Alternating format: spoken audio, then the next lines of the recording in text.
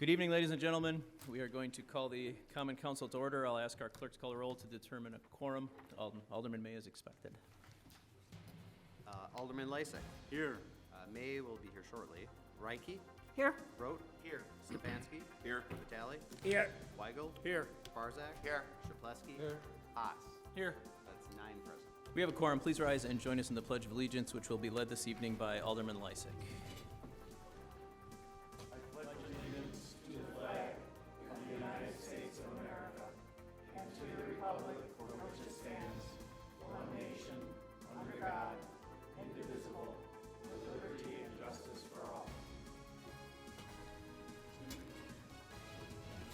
Okay, we have item D on our agenda is one public hearing. I'll ask our clerk to read out the public hearing. Resolution relative to determination of special use permit for West Allis, West Milwaukee Community Recreation Center for a gymnasium and recreation facility to be constructed onto the existing building at 2450 South 68th Street.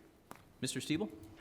Thank you, Mr. Mayor. Before we go into our traditional two-dimensional PowerPoint presentation, I'd like to provide you with a 3D round of the project.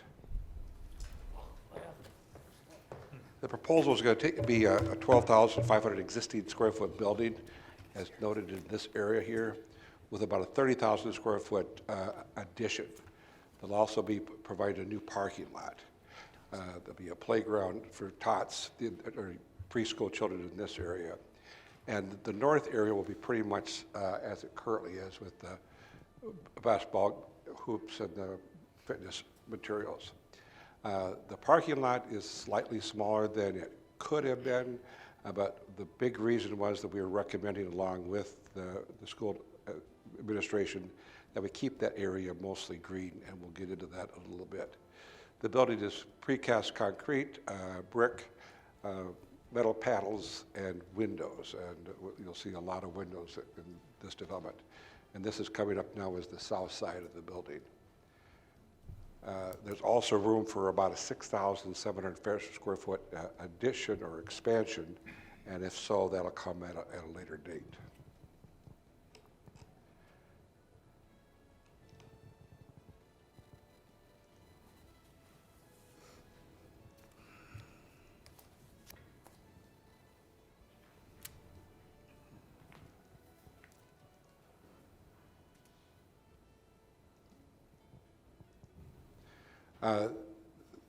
Because it's a recreational facility, it's a special use, even though it's in a park district, and that's the purpose of the public hearing this evening, is the special use.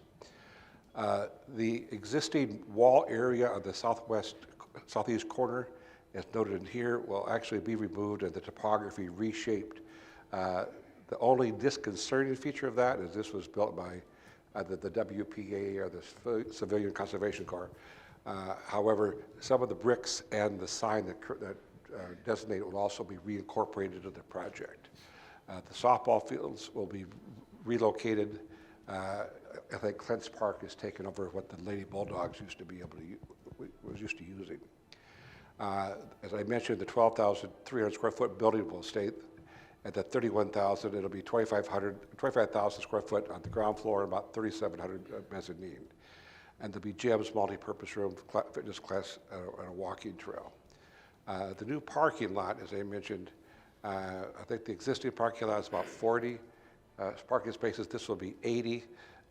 Theoretically, we require about 136 parking spaces, but that was the area that would take up so much green space. We're recommending, and the Plan Commission is recommending, that we not do that, because there's ample parking throughout the whole perimeter.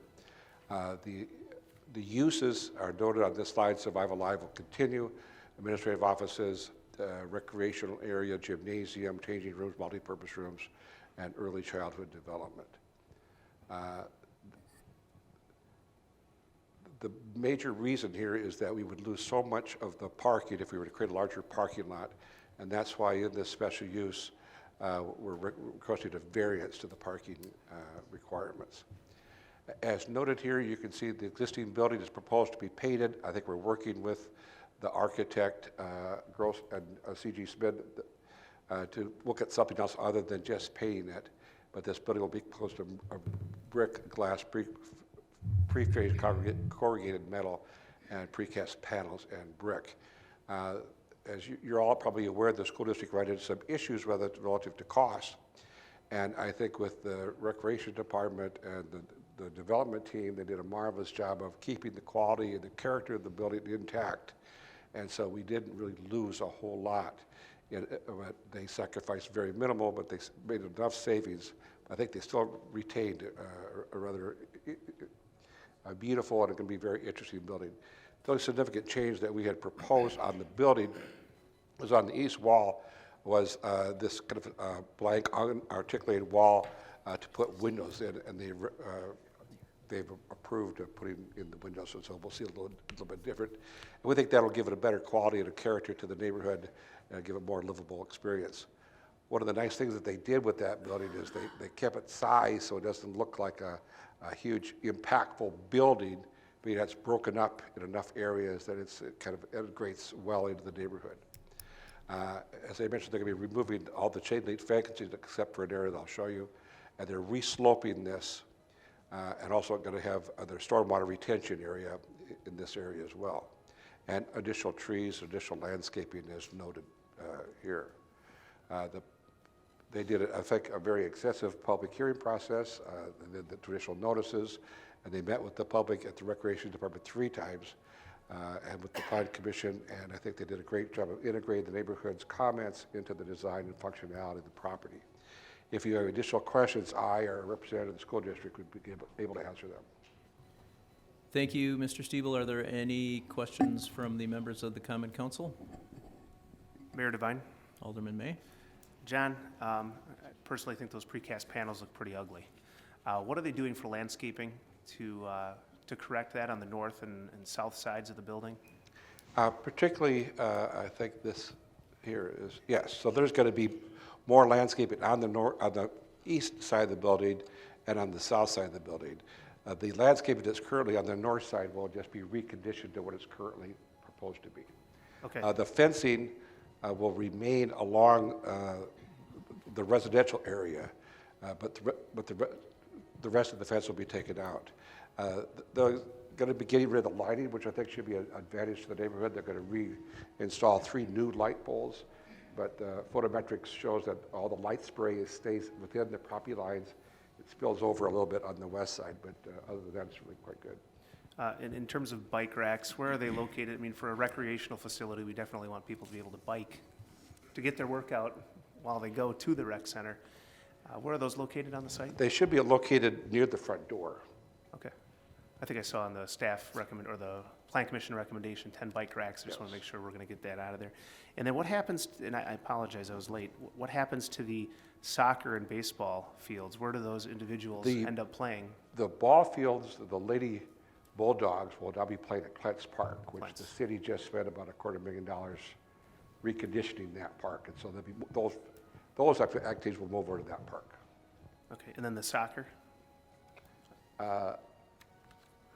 Good question. I'll have an answer for you after the public hearing. All right, thank you. Mr. Mayor? Alderman Vitale.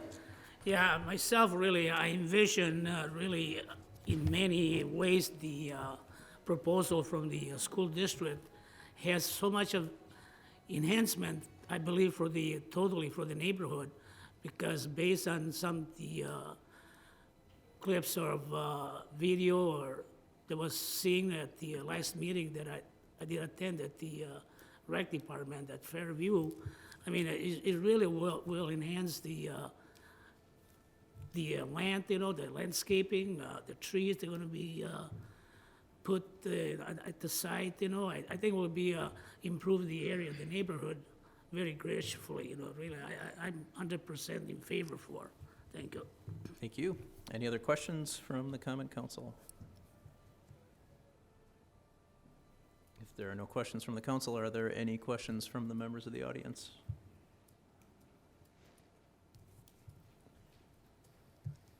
Seeing none, we will close our public hearing. And we will now move on to item E on our agendas. So If there is anybody in the audience wearing an Olympic medal, will they please come up here? Come on up, Brian. And Ken.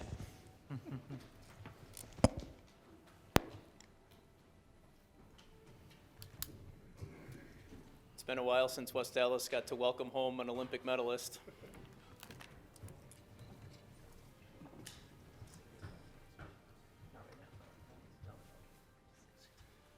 So, I'm sure a lot of you are aware that earlier this year, Ryan and Ken were selected to compete in the Special Olympics World Games in Abu Dhabi. And I have known the Knodel family for quite a few years, probably 11, 10. And I got to see them off at the airport one morning, which was a little frantic, but they made their flights. And I was following their journey on social media, and they ended up medaling in the Special Olympics in golf. So I'm going to read this real quickly, and then I'll give them an opportunity to say a few words if they would like to. But we are all very proud of these two individuals.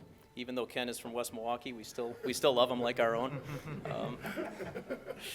Whereas West Allis native and 2012 Nathan Hale High School graduate Ryan Knodel is a member of Special Olympics Wisconsin and has participated in many of its events, including basketball, track and field, and golf.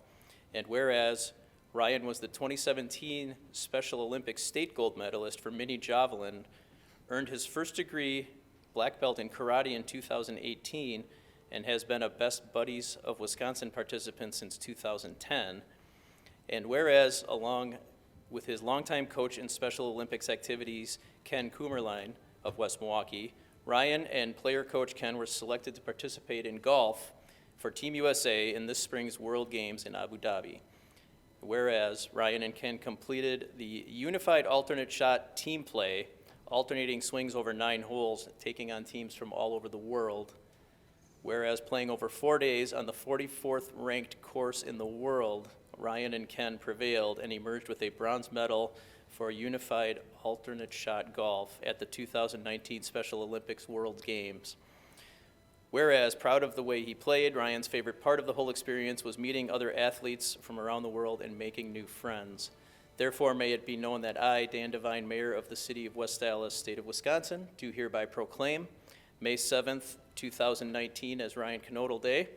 I invite the West Allis community to join me in extending heartfelt congratulations to Ryan on his outstanding achievement and commend him for representing his hometown and state on the world stage for Special Olympics. So, Ryan and Ken, congratulations.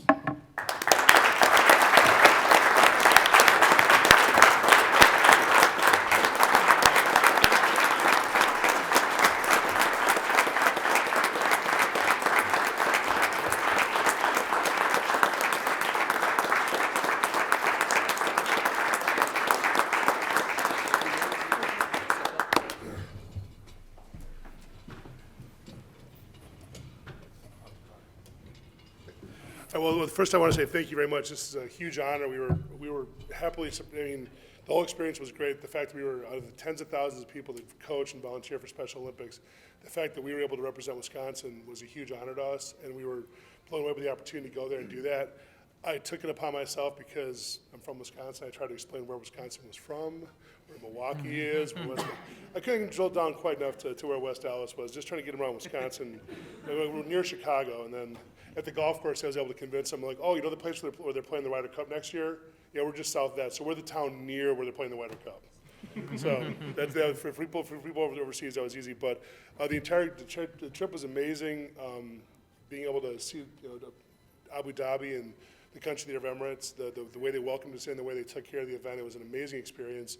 They did an amazing job of treating it like it was the real Olympics. So Ryan had a great time. I had a great time there. We tried to represent Wisconsin and West Allis as best we could. I think we did a good job. Thanks,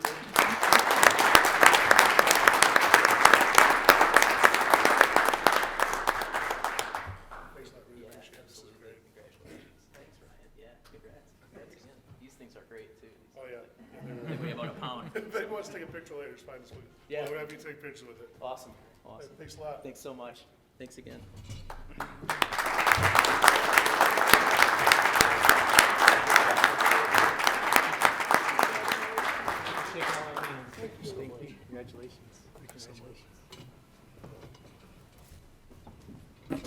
And now I'd like to ask up our former alderperson from the 2nd District, Eric Oitmeyer.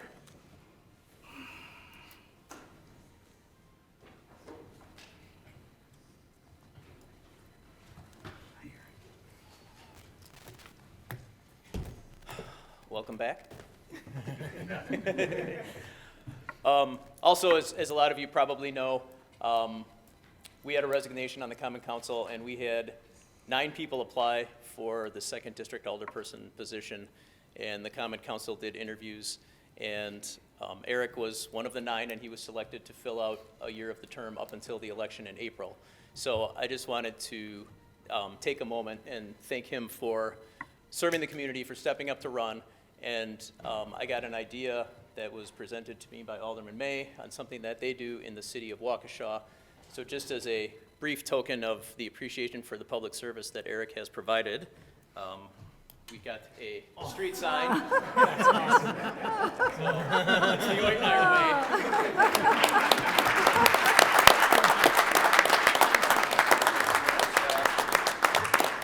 So Eric had really spearheaded a couple of initiatives in his time on the council, and I'm confident that they will be followed through and come to fruition. I'd also just wanted to give you the chance to, I can hold your street if you want to say a few words. I appreciate it, thank All you. right,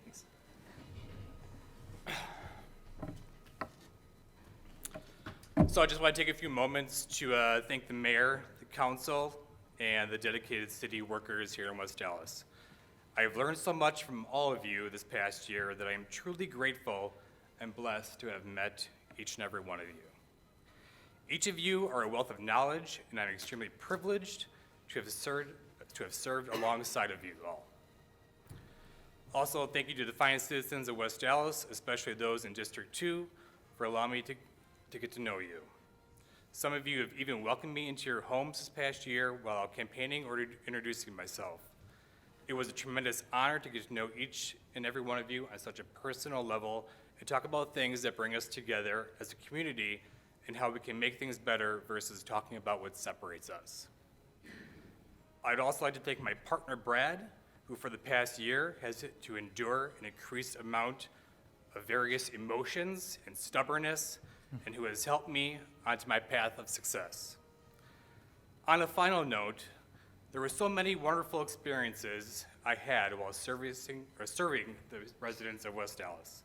But there is one that stands out to me the most, and that is what the action of service really means, which is something that I hope that others after me will take to heart. Civil service allows you to engage on a level of understanding and compassion that is unlike anything else. The moment when you know nothing about the homeowner, the renter, the business owner, and they know nothing about you. Sounds awfully scary. There is actually something great about it. You are now on an even playing field to use that compassion and understanding to find common ground or to find out what brings us together rather than looking for what divides us. We are neighbors of every background: black, brown, white, gay, straight, transgendered, liberal, or conservative. We are all unique, special, strong in our own ways, and we must all work together to do everything we can to stop the hate and bigotry in the hearts of those that continue to try to divide us. We should all remember the words of Dr. Martin Luther King Jr. Hatred paralyzes life, love releases it. Hatred confuses life, love harmonizes it.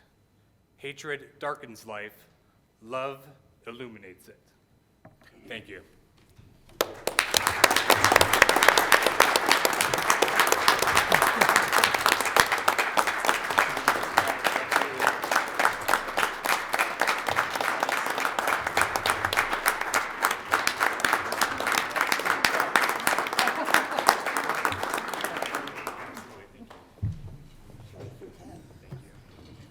Eric, I'm gonna quit so I can get a street sign.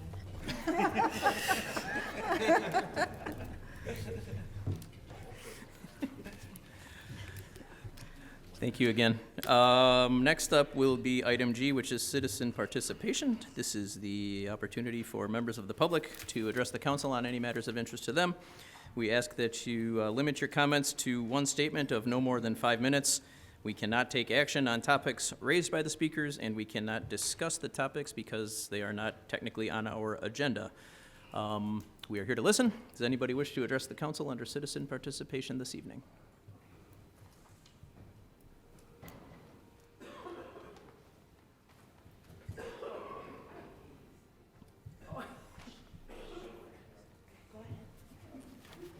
Okay. I like being first. That means you're really listening. My name is Barbara Velez, and for several years I have helped to steer Beyond Vision's fundraising needs. I have also had the honor to mentor Nick Chableski. He no longer needs my guidance, rather he is teaching me. I'm speaking tonight because my roots run deep in West Dallas. I grew up next door to the Barzak family, a different Gary, we've ascertained, but nonetheless, whose house and yard were always full of people and toys and good times. My mother was born here and lived her entire 88 years within its boundaries, as did most of her 9 brothers and sisters.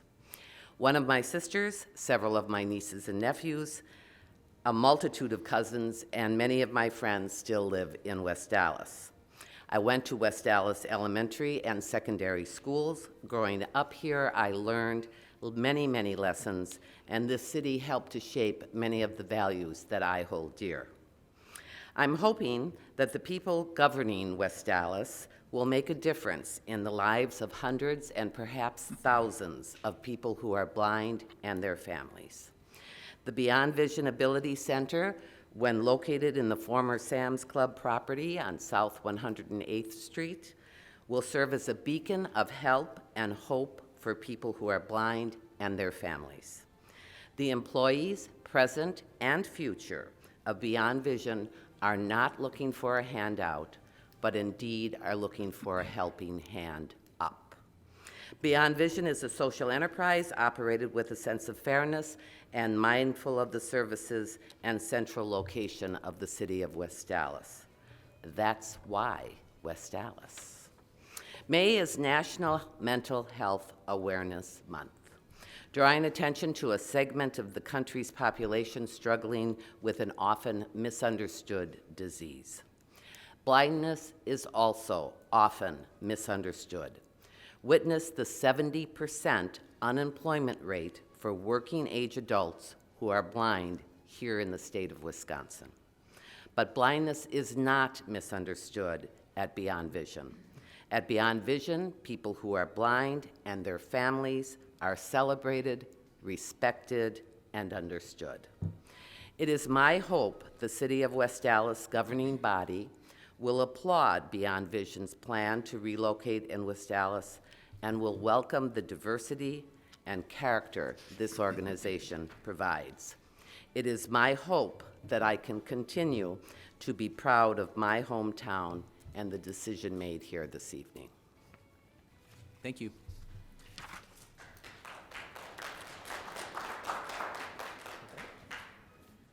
No. I would just ask our speakers to give us their name and address for our record, please. Good evening, Jim Curlin. I'm president of Beyond Vision. My home address is in Cedarburg. Our work address is in Milwaukee on State Street, 54th and State Street. First of all, I want to say, Ryan, congratulations once again. That's awesome. It's not about disability, right? It's about ability, and you demonstrated that. Thank you. I don't have a prepared set of remarks, but I prepared for you a folder of information. My purpose here tonight is to really add texture to the conversation that we started last or 2 weeks ago at the safety and planning meeting. I included in your folder on the left side is information about Beyond Vision that I'll let you look at your leisure. In the annual report, one of the pages in the annual report, that's this smaller size folder.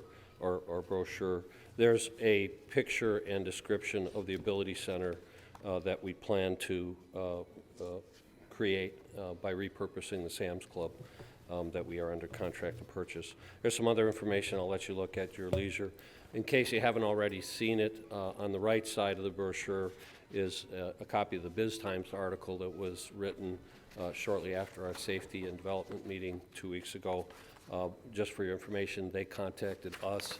Apparently, it's a reporter that follows your agenda, watches your agenda, and I thought he did a really nice job of creating a sort of a balanced and factual news article for us. So in case you haven't seen it, that's included. The next item I'd like to show you and articulate is that outlot plan that we started talking about last week. There seemed to be a lot of confusion about what that meant, what the details were of that. So this set of slides, the first one is just a crayon sketch of my drawing of the outlot plan with our board member, showing that there would indeed be a commercial outlot development that would take place between the building that we're talking about, the former Sam's Club, and Highway 100. So, and the key point of that is the Sam's Club would then be 3 properties set back from Highway 100. And I think in keeping with your potential development plan of Highway 100 becoming a commercial corridor is, I think, how we've heard it referred to. And the next slide inside there is shows there was some questions in our safety and development meeting about what the potential tax revenues from the development of that outlot would be. This was done by one of John's staff members, basically back calculating parking spaces available and needed and what a potential property might look like. So it came out to about a 52,000 square foot building that could generate up to, if it was optimal, up to 145,000 in new tax revenues for the city that, as part of our pilot agreement, would indeed reduce our pilot payment to the city. But the city would be guaranteed. Our proposal is to guarantee the city that amount, no matter whether it comes out of our pocket. If we never develop that outlot, then we come out of pocket with the full 72% of the normal taxes. This next slide provides a lot of the questions that came up during the safety and development meeting had to do with what did the surrounding area look like. So this is an aerial shot, it's Google Maps, and each of the properties labeled. And again, I think it demonstrates fairly well this idea that because this property would then be set back 3 properties from Highway 100, and indeed straight to the south are 2 industrial properties. One is Amalga Composites, and I'm not sure the other one, the Google Maps wouldn't tell us. To the north is the residential community, the trailer park, and to the east is the railroad track and the trailer park. So just adding clarity, because there was some questions that came up about that. But again, I think because we're proposing to develop this outlot, I think even if your study turns out to say, yes, it should be a commercial corridor, I think our plan is in perfect alignment with that. That's my opinion, but I just want to point that out. The last of these slides that I've included in your package, one of the topics that came up during our safety and development, and again, my whole purpose here is to try to address, I went back and looked at the video, and I really wanted to try to address all the questions that people had during that conversation.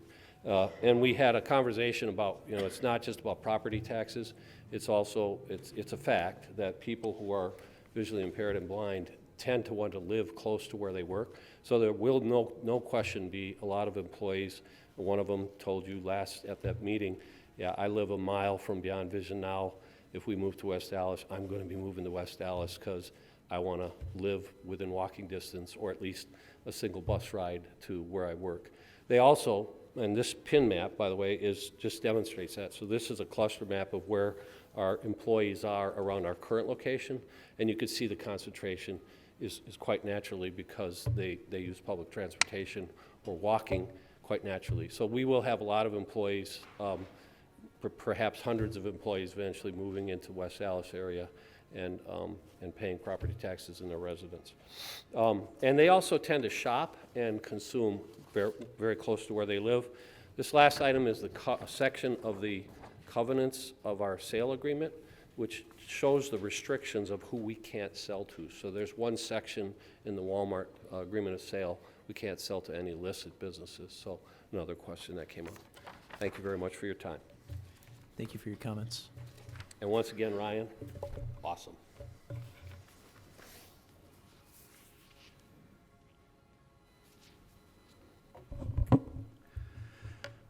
Hi, my name is Nick Chaplewski, and I live on 234 North Broadway in Milwaukee. I came here because I wish to kind of give a personal testimony to the power that Beyond Vision has, and how we change the lives of people who are blind. And I wanted to do so hopefully by just telling you a little bit about myself and sharing a little bit about my personal story. And trust me, if you knew Beyond Vision the way that I know Beyond Vision, I've been there for 6 years, there's no doubt in my mind that any community would welcome us with open arms, and we hope that we can have a partnership here in West Dallas. So you might not be able to tell by looking at me. I don't travel with a cane and I don't have a guide dog, but I am legally blind. I have a rare condition called Stargardt's macular dystrophy, which essentially has left me with no usable central vision. So I rely entirely on my peripherals for my sight. And it hasn't held me back. It leads to challenges, but it definitely has not held me back. And so this condition hit me when I was about 15 or 16 years old, and I've been living it ever since. And I can, going on Beyond Vision, well, first I went to school at UWM, graduated, got a degree in marketing, and after I graduated, it was a real struggle to find employment. Finding a sustainable job is one of the most difficult things that I've had to go through in my life. I was fortunate enough to actually land here as an intern as the city of West Dallas. I worked in the Department of Development and Department of Housing. It was a wonderful opportunity, and I thank everybody here for that. I saw John Stiebel, my old boss, John. I don't know if any of you guys really remember seeing me around. There might be some familiar faces up there that I can't really tell. I know Mike May and Marty Weigel and Alderman Chaplewski and Mayor Devine. It's nice to see you guys again. It's been a little while since I've been here. But I had the job, the internship here was fantastic. I would have actually loved to have stayed a little bit longer. There was sort of a difficulty, and just another example of how difficult it is to find meaningful employment and to get that job. I was an intern, and it was only supposed to be a couple months. And I was filling a position from someone who had left, and that job was posted publicly, and I was qualified for the job. I thought I had done a pretty good job. John can maybe tell me otherwise. But part of the requirement of the job was to pass a typing test, a simple typing test. Well, as part of that typing test, I was supposed to read something and transcribe it, and unfortunately, my vision got in the way of that, so I was unable to pass a simple typing test, which essentially disqualified me from the job. So it's just another example of the difficulties that my vision has had in my life and my ability to find meaningful work. After that, I did find Beyond Vision, and I can honestly say, working with everybody there, it changed my life. I was given the tools, the training, everything I needed to be successful. As I said, I've been there for 6 years now. I'm the fund development leader. I've learned from Barbara, who spoke earlier. She's an excellent mentor. I couldn't have asked for anyone better. And so I was just given the proper tools and the training and everything that I needed to pursue and continue on with my career. And I know that there's hundreds of people that have gone through Beyond Vision, and there's going to be hundreds more that will say the exact same. And I really do, it's gotten to the point in my life where I'm able to now, instead of trying to struggle to pay rent and live day to day, I earn a sustaining wage. I've found someone who I've married, and I'm very happy to say that I'm expecting my first son here at the end of August. And we are currently looking for a home. And one of the biggest factors for me is location and proximity to work. I would be very happy to say that we would buy a home in West Allis. I grew up here. I went to West Allis School District. I'm a product of West Allis, and I love it here. So I really do hope that we can come and you guys can welcome us with open arms. And I hope that I can say that Beyond Vision and myself are going to be here in West Allis. Thank you. Thank you.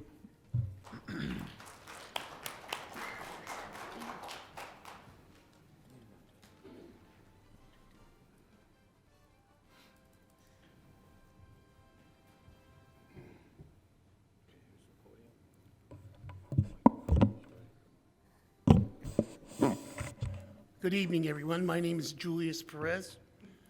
Thank you for welcoming myself and my coworkers to speak to you in behalf of my other coworkers. I, like Nick,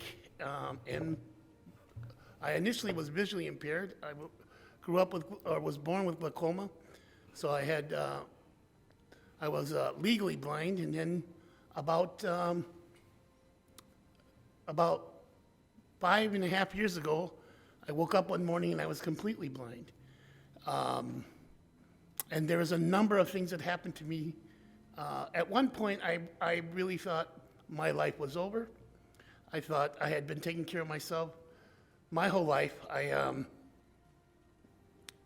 pretty much was on my own most of my life anyway. At that point, I felt like I can't get up anymore. I've fallen too many times. And my biggest struggle is that I always took care of myself. And I couldn't imagine how could I work without vision? How could I, be myself? How could I take care of myself? So I immediately went into a depression and went to church, and I was praying, but internally I was fighting with God for many reasons. I didn't understand what the point was. I went home that day, and I had decided that I was going to go into a nursing home, that I couldn't take care of myself. And so I was in my room, and I was kind of going back and forth, crying and going through all kinds of stuff. And I heard a commercial about Beyond Vision. And for some reason, it was like the funniest thing I ever heard, because the commercial talked about blind people working in a machine shop. And I thought, how ridiculous is that? And the whole weekend, that commercial nagged at me. And I realized at one point that I couldn't go into the nursing home until I at least tried to get a job. Not so much to succeed, but so I had something to co-sign that I was right, that it was okay to give up. So I went into my interview. I was, at the time, about 400 pounds. I had all kinds of issues, medical issues, including just coming off a heart attack and going blind and being depressed. And I spoke with the HR person, and he just kept telling me, yeah, I hear you. And I kept thinking he's not listening to me. He can't possibly, this interview should have been over in 5 minutes. He should have said, okay, you're right, you can't work, go on. And I would have been on my way to the nursing home interview. But he took me out on the floor. He introduced me to one of the staff people. He gave me a couple of screws and a nut. And he said, what are you going to do with that? And I put it together, and he said, yeah, you can work here. So I went home, and I realized that I got a job. I wasn't intending to get a job. I was looking for a reason or an excuse. When I went there, on my first week, there was a number of things that happened. The first thing is that all the answers I needed, not just to work and be independent, but how to do it, how to live life independently, was right in front of me. There was people all around me who were doing it. They were bringing up families, they were buying homes, they were getting married, they were living normal lives. And it was through a number of things But like Nick underlined, the tools weren't necessarily given to you, they were there. You find them as you find them. So that's kind of my story. The question I've heard a couple of times is why West Dallas? And it's funny because I live in West Dallas. I just moved to West Dallas about 2 years ago because it got me closer to my job. I just last week was out in the area of Sands Club looking around to see where I could move if this were to happen. I have a number of prospects, apartment buildings that I've looked over. I already have a plan in case this works.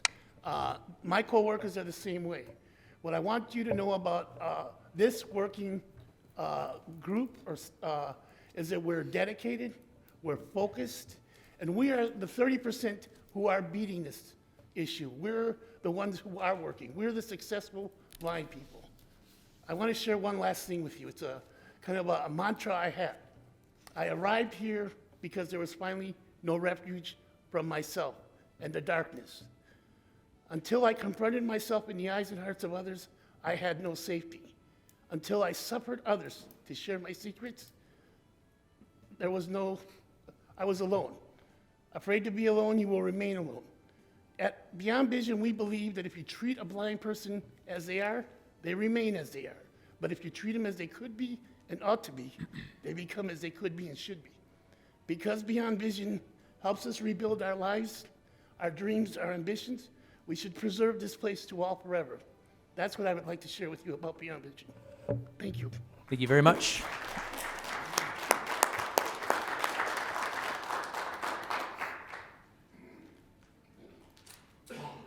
Is there anybody else that wishes to address the council under citizen participation?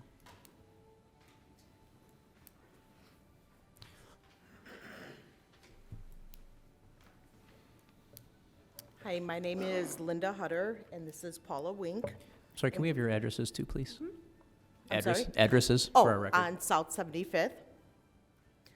And we are here representing Fairview Neighborhood Park Association as Secretary and Vice President.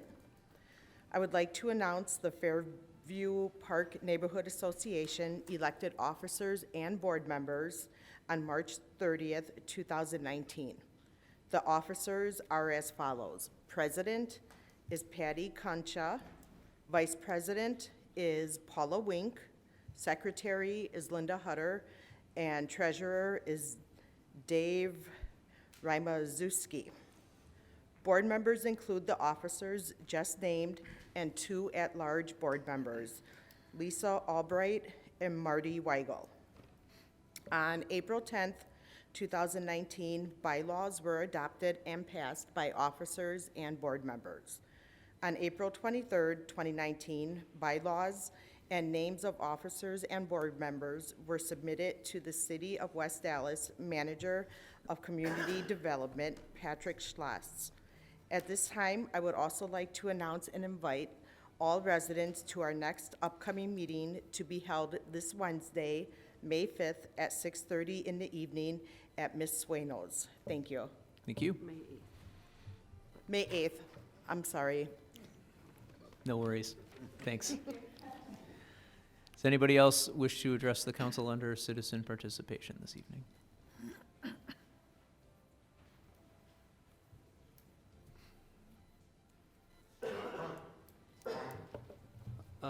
Kevin Reardon, managing partner of the Berkey, Cushman & Wakefield Company. I think you guys know who we are. We've done quite a bit of real estate in West Dallas. Before that, my father did a lot of real estate in West Dallas with Reardon and DeHaas on Beecher Street. That name's probably long past forgotten. But what I'm going to talk about is that I understand there's some discussion about retail, industrial zoning, and everything else like that. I'll give you a little story. I sit on a bid board in an area of the city of Milwaukee. And years ago, there was a nonprofit that wanted to come in. And I was on that board, and we said, you know, I don't think that would work here, and we kind of fought it. And it got in over our objections, and we, to this day, which is about 16 years, we say, thank God we didn't win. Because what it did, we found out, is that, and as, I've been on this board for a long time, and it's the River West area of Milwaukee. We found that that area has had one of the greatest appreciations in real estate over a period of time, stabilized housing and stuff like that. What we found is that people, companies and different mixes of companies and entities in an area stabilize the real estate in that area more than if it was just retail or just industrial or just housing and stuff like that. It stabilized it because we weren't depending on one type of use to be in that area. We depended on a lot of other uses to really take up buildings, use the space, and use the community. Since then, we put in bike trails, a number of other things. So really what I'm telling you is that sometimes communities get stuck on what should be in a specific area. And I think sometimes if you let a lot of uses in, you really do help that area more than just having big box retail or another grocery store or another lumber yard or whatever. I mean, industrial market right now in the city of Milwaukee, in the city of West Allis, and most of the community is actually appreciating faster than retail because of the demand for space. And we've done several talking in our industry. As far as retail goes, we basically haven't got done demolishing it. There's more demolishing that needs to be done. With the big boxes, if you look around, it's what's happened in the metropolitan area. A number of us believe that we've done, the studies we've done is a third of the big boxes get reused in retail, a third get demolished, and another third go to another use. And that trend will probably continue for the next, probably next couple, 2-3 years before finally it'll be washed out, where it'll be somewhat stabilized. You're still gonna have some big boxes vacant because landowners or property owners for some reason aren't willing to bite the bullet and tear it down. But a lot of the retail buildings are not suited for industrial. And this is one of those properties that you can actually reuse in a really functioning manner and not have to demolish it. And the other one is that the outlot is a very possible scenario. There aren't too many what I call 3/4 acre to an acre where property in that central area right where we are that's available for sale, that's a buildable site. There really aren't that many. There's some bigger units like the one on Greenfield Avenue with the pick and save and such. So since the last one went long, I'll cut it off. So thank you. Thank you very much. Is there anybody else that wishes to address the council under citizen participation this evening?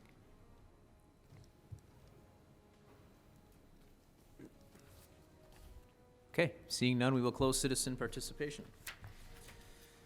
Going to item H on our agendas, our standing committees will be meeting during recess. Those room numbers are listed on page 2 of your agendas. Mayor's report this evening.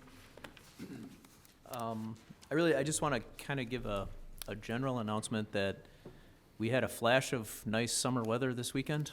It was great and short, but we have a lot of events coming up in the city this summer, and I'll try to remind people as they come up, but we have got bands and concerts in the parks, we have got events at the farmers market, we have food truck events, we have a la carte. Moving on later into the summer, we have the car show, both of those in our downtown. Just, we're trying to do a lot of very cool and exciting things to bring people to the city, as well as, provide something to do for people that reside in the city. So please keep an eye on our website, keep an eye on our social media as we announce these events and try to make some of them. It's going to be an exciting summer here, and hope that all of you watching and in the audience are able to take part in some of those events over the course of the warm weather, because we all know it doesn't last nearly long enough. That does conclude the mayor's report this evening. Oh, I should say, I just want to wish our council president a happy birthday, which was yesterday. Happy birthday, Tom. Thank you. Move on to item J. Do we have any reports from the alderpersons? Mayor Devine? Alderman Weigel? Just real quickly, two things. On the Fairview Park Neighborhood Association, for people that are curious about the boundaries are roughly the North City limits, which is called the Hank Aaron Bike Trail, 70th Street on the east, Greenfield Avenue on the south, but it includes the businesses on the south side of Greenfield Avenue, and then 77th Street on the west. So that meeting is open really to anybody, but the Fairview Park Neighborhood Association is that area. And then one more thing, we heard me talk the last couple meetings about the Community Improvement Foundation Gala that we held. It was very successful. I want to thank the foundation. Trish Wickenhauser did a great job. She's the chair. A lot of volunteers stepped up. I think by all comments that I've seen, the gala was very successful. We have not had a final wrap-up meeting on the dollar amount raised, and again, the dog park that we're building on the west side of town is the recipient of that. I think we're well on our way to making our budget goal is about $85,000 for that project. So, want to again thank the gala. It was at the Zufari Center, and that dog park is right now on schedule to be open late summer or early fall. And there'll be information on the website. And for all those of you who didn't get a chance to come to the gala and donate, it's not too late. There's still information up on our website. Thank you. Thank you, Alderman Weigel. Any other alderpersons' reports? Alderman Stefanski? Just wanted to let everybody know, in case you haven't heard, West Dallas will be highlighted tomorrow morning on the Fox News channel. They will be, Fox and Friends will be at Johnny V's, which is in the 2nd District, from 5 a.m. to 8 a.m. tomorrow morning. So just want to let everybody know. Thank you. Any other alderpersons' reports? Mayor Devine, Alderman May? first of all, happy Mother's Day to all the mothers out there. None of us would be here without you. On May 18th, there is a citywide cleanup in the morning, and you're invited to come down to the satellite station of the police department on 70th and National and participate and help clean up your neighborhood or another designated place of the city. Thanks. You can find the information online. Thanks, Mayor. Thank you. Any other reports from the alderpersons? Anybody on that side of the room want to say something? Mayor Devine. Alderman Lysick. I move for approval of minutes of the Common Council regular meeting of April 16th, 2019. Second. There is a motion and a second. Are there any adjustments or changes to the minutes? All in favor? Aye. Opposed? Motion carries.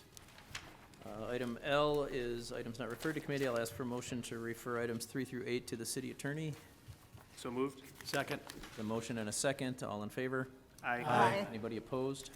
Motion carries. Item M is our standing committee reports, the License and Health Committee. Mayor Devine, we'll report those out after recess meeting. Thank you, Alderman Chaplesky. Mayor Devine. Alderman Lysick. I move that we stand in recess until conclusion of the committee meetings. Second. There is a motion and a second. All in favor? Aye. Is anybody opposed? We are in recess.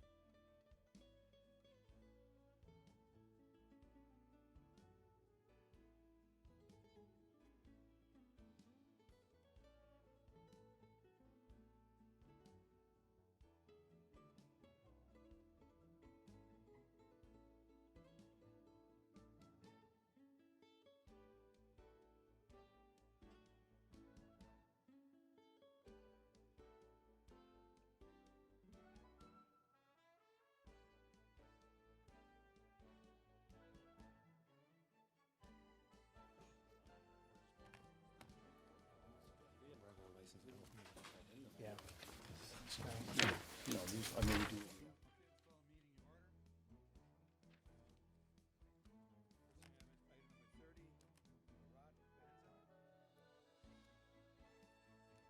Seat here, please.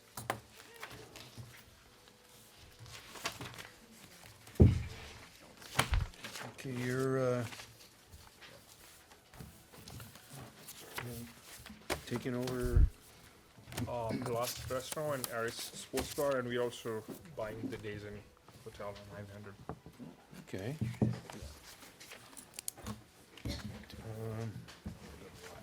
Okay, you're new to the area, or? Are you new? I live in Franklin and, not new to the area. Okay. Which one is he? This is him. Who's this? I think it's two. Okay, who's who? That's the next one. You familiar with all the rules and regulations of the, you run a bar or anything like that before, a restaurant? Yes, I have had a Big Apple Bagel before, and I have other motel and restaurant. And this is why we are trying to get into this restaurant and motel business. He has more restaurant background, I have more hospitality background, so hotel plus a restaurant deal. Okay. Does anybody have any other questions? Mr. Chair? Alderman So Weigel? you're Gary Patel? Gary Patel. Okay, but you're not, so your name's on the application and all that, but you're not really gonna be running the bar? No, Okay, because I'm just looking at your background here and I see, is that 2 OWIs? you had it, yes. Yeah, that's 2? Past. Okay, and that would concern us, but Yep. you said you're gonna be handling the food and beverage side of it, the front house, and you're gonna be running the hotel? Yes. Okay, and you're familiar with all the laws, you gotta buy from licensed wholesalers and licensed bartenders and all I that? just did my bartending course also, and I submitted the application to the, There may be an occasion when the police send in somebody for doing a compliance check on cigarettes or alcohol, and it's a pretty hefty fine, typically it's one or the other, the server or the owner, correct? Yeah, but, so, card people. Make sure also that when there is a problem, if you are thinking about calling 911, pick up the phone and make the call. We have professionals that will be there in a heartbeat to straighten out whatever's going on. Do not take matters into your own hands, and do not just let something slide away and go, oh, I didn't think it was that bad. We want to know about it. We can help you fix your problem. And when they come, we want you or your staff, whoever's there, it's a big place, you're gonna have a bunch of employees, I imagine. We want them to be partners with us. Yes, officer, here's everything I know about the guy, here's his name, I got a partial on the plate. They left, going northbound on Highway 100 or whatever, we want you and your staff to be helpful with us. Absolutely. So, yeah. Okay, any further discussion? We have a motion? I move approval. Is that subject to necessary requirement? It is, thank you. And do I have a second? Second. Any further discussion? All in favor? Aye. Anyone opposed? Motion carries. Gary Berg? Oh, lens cap for that Canon camera. Oh, yeah. Right there. There it is. Says other duties as assigned.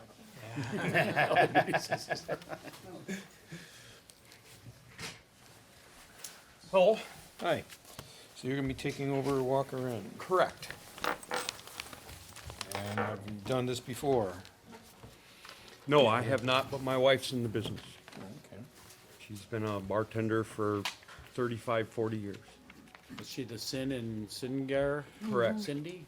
And I'm sorry, what's your name? Cindy. Cindy Berg? Okay, and where have you worked? Walker Inn, worked at Charlie O's, worked at Danny's, worked at Hideout, worked at Remedy, worked at Bud and Dolly's, Drum. Okay, so you're Old West Dallas. Oh, yeah. Old West Dallas, yeah. We've All met my at life. Walker Inn, Oh, okay. so. So- Full circle now. And you heard the little speech I just gave to the previous I did. applicant? You Yeah. know, I don't think we've had any real problems. The Walkers in the second district, in my district. It's a nice little corner bar. I stop in there once in a Correct. while. Yeah, made the news a couple months ago. Yeah. Because Few of the months name, ago. yeah. Still selling T-shirts? Yeah. Yep. Okay. We're pulling out all our old ones, too, so. Okay, do I have a motion? I'll move approval. Second. Subject to necessary requirements. Second. Okay, and Hess, second. Is there any further discussion? All in favor? Aye. Anyone opposed? Okay, good luck. Okay, thank you. Very much. Mark Lutz? Okay, it's 32 and 33. Hello. Mr. Chair? Oh, These items are on our agenda as possibly going to an over quota license for the beer garden. I think, is everybody familiar with the beer garden proposed for the area? And talking to the applicant and to Steve, that I think what he's going to do is not go for an additional license. We're just going to amend his licensed premises to include the new space. If I can speak for the applicant, I think it'll be cleaner, easier for him to do, to run a business that way, instead of two separate licenses and two separate inventories. And as an alderman, I think it'll be cleaner and easier for us to do, because this new licensed area doesn't have a kitchen in it. And we'd be creating essentially another liquor license and what is really just a bar. If it's a standalone business, it's really just a bar, if it would ever be split off. This way, that beverage alcohol service is tied to the cheese and sausage business. I guess we need to figure out the wording exactly on how the hours of operation are. I mean, we can do that. I mean, I submitted that in the. yeah, and I believe you said 10 PM? 10 PM. Yeah, so this is not gonna be, Closed Monday, yeah. Tuesday. Yeah, so. Mr. Chair? Pardon? This is just extension of premises, So is what this we're would doing, be yes. essentially a permanent Oh, that's what I extension of thought. premises. It'll go a little bit on the sidewalk. We do that for our pedlets already, I guess seasonally, and I guess we'll have to sort that out with the attorney's office and the clerk's office. Does anybody see any kind of major stumbling block here? Cale, do you see? Yes, so one issue that I've come across, at least, is it sounds like there's gonna be two premises that are attempted to connect to the same license or extend Yeah. it. It would extend across an alleyway, which is a right-of-way, which would remain open as a right-of-way. And unlike situations in which there's a special event going on or some temporary extension into a street that then is closed to traffic, for which the licensee can then control that area and exclude people from that area, this is a situation where it would remain open, and so you'd have a licensed premises over a right-of-way that anyone could walk in and out of. So that is one snag that it's not impossible to put a license against a right-of-way, but essentially what that would do is it create a situation where the licensee is responsible 24 hours a day for an area that he cannot control and he cannot exclude people from. Well, we do that with our pedlets now.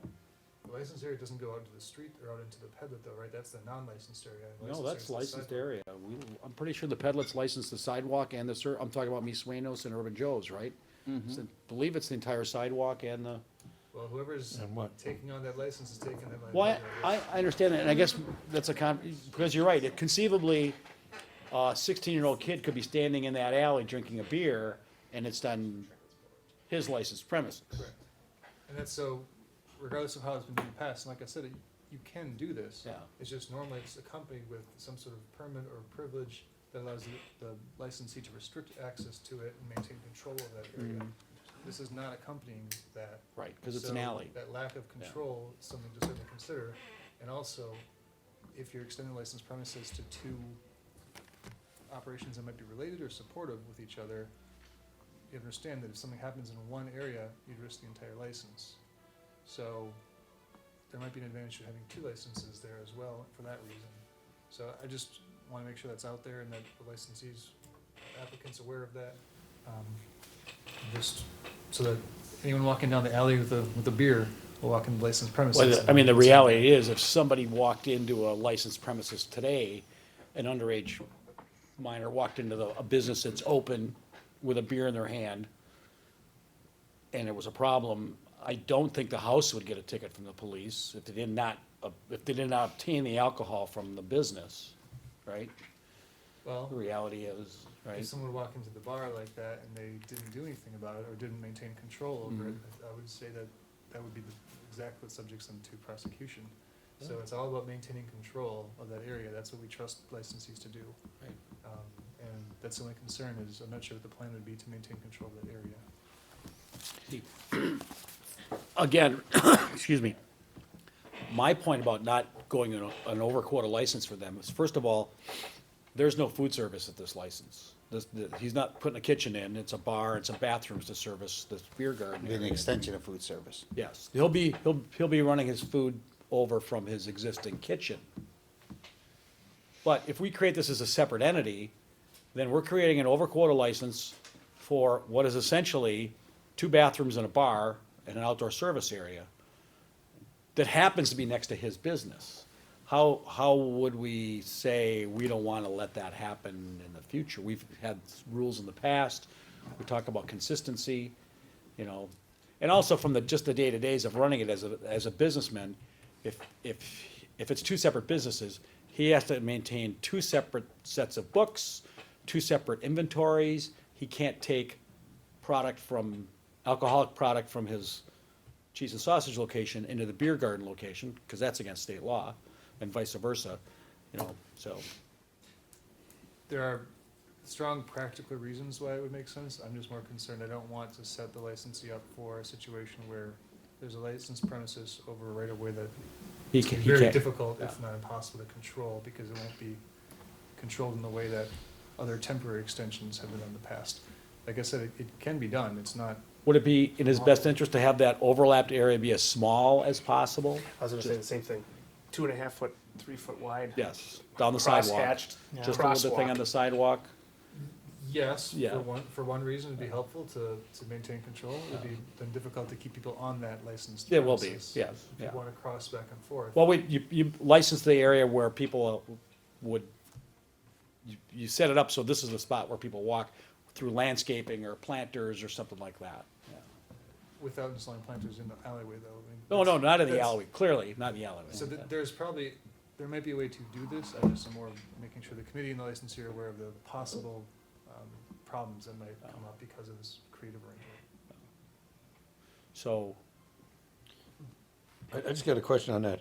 So you're saying that if a 16-year-old can walk in there with a beer, would he have the right to say, hey, get out of here, or he's still? He's Not out of the alley, not out of the alley or the That's what I sidewalk. thought, There's so- no exclusive use of that area. So, which puts him in a heck of a position So then. then he's got an underage person on a premises that he can't remove that person. well, but the underage person person is a does public something property with an open intoxicant, and he could call the police on him. Oh, you could cite that underage person, certainly.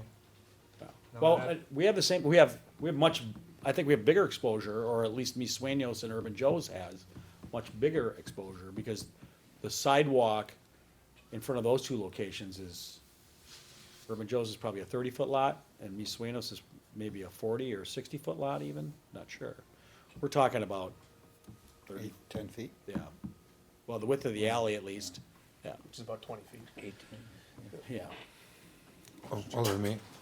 What I was gonna say is, in those cases though, in front of Miss Sueños and in front of Urban Joe's, it's the property and the sidewalk right in front of it. It's not crossing a place where cars drive over. And it's an interesting idea we could explore further. But I would ask then if in the future, there's a bar on one corner or one side of an alley, bar on another side of an alley, person says, I want to buy that, have an extension of premise over the alley, are we setting a precedent where we have to allow them to do it as well? Well, he, So I you're think he- opening- he so offered to one buy the person- alley, I think. It's actually an interesting idea. You could. It's, to me, it's an open idea. To answer your question, no. Essentially, the idea of issuing a license in any manner that sets a precedent is really a Gone. non-issue. Okay. So if you think that this licensee can manage it, another one could not manage it appropriately, you could distinguish between those 2. Okay, so what we got before us is the petition to exceed quota, and then we just have the license for the, Well, one is the renewal of Sausage its shop. existing license. Yeah. Yeah. in 1920, yeah, and the other one is the, so where are we going with that? Well, I think it's gonna, still up to him, if I could. I think it's still gonna be up to Mark. Do you want to exceed quota and go for a standalone separate business for the beer garden? Or do you want to take some possible risk? Do you want to take some time to think about it? You don't need to give us an answer today, Yeah, I don't probably believe. want to think about it. Yeah. I don't see where you're explaining it. I don't see that this ever being resolved as an extension of premises. Yeah. I mean, I'm just not feeling like it's gonna happen. My odds are maybe looking better for a second license. We, if I could, we did a premises extension for Natty Oaks, where we have just a little cross-hatched area through the parking lot out to their big beer garden. It's all on their private property. Yeah, Yeah. yeah. But at least that, we've kind of broached that idea of cars driving through a licensed area already. But again, not on city-owned property.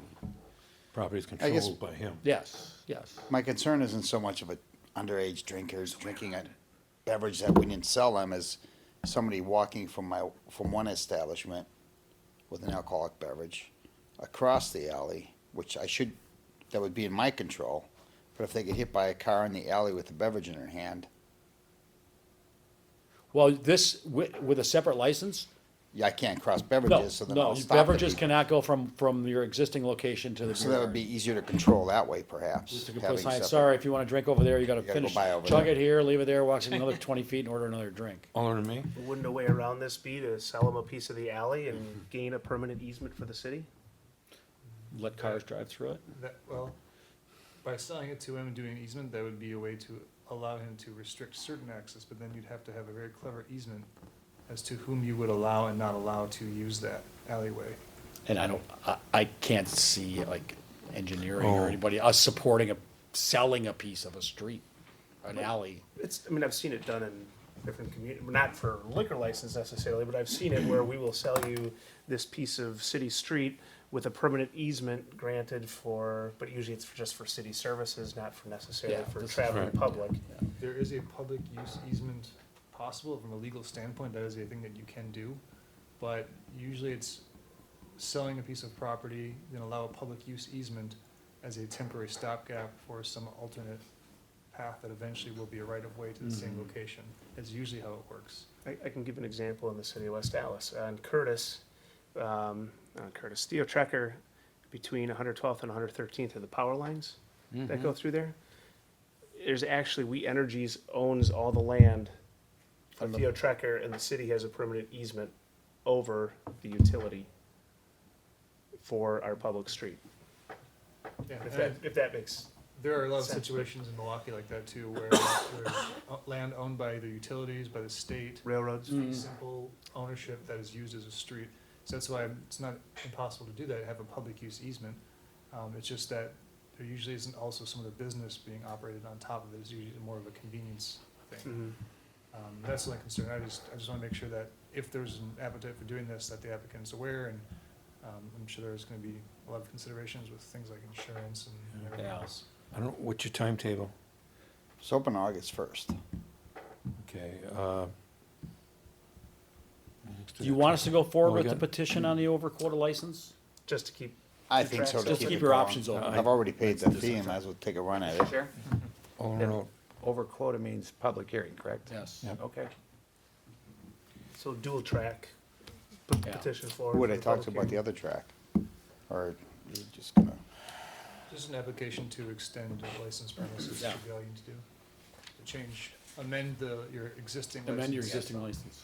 Okay, Steve? Mr. Chair, with the recent, I don't have the council agenda on me, with the recent, there was a summons and complaint that was on the first couple items. A license available. There might be a license available. Oh, Escobar's yeah. Kitchen, which means the After the day, petition there would might need to be be a- acted on. I'm sorry? You're right, Oh, yeah. yeah, so they relinquished their license, so there's probably one still open Oh. for Mr. Lutz. So we're not going over the quota, but the issue's still there about getting a separate license. Right. Okay, But So- we gotta be careful to take one up before the other, because we don't wanna, this seemes too complicated Yeah, to keep the same license across with an extension. Unless you do like a skywalk or something. A tunnel. An air tube. can't go to tunnel, you got plumbing, all the Like at the bank. sewer. Yeah, yeah, That's the awful I don't deep know if I tunnel. live on that. So, okay, so what you're saying is that we don't need the petition? Like, But we he won't doesn't- need to have a public hearing so he wouldn't have to pay an extra $100 to do a public hearing.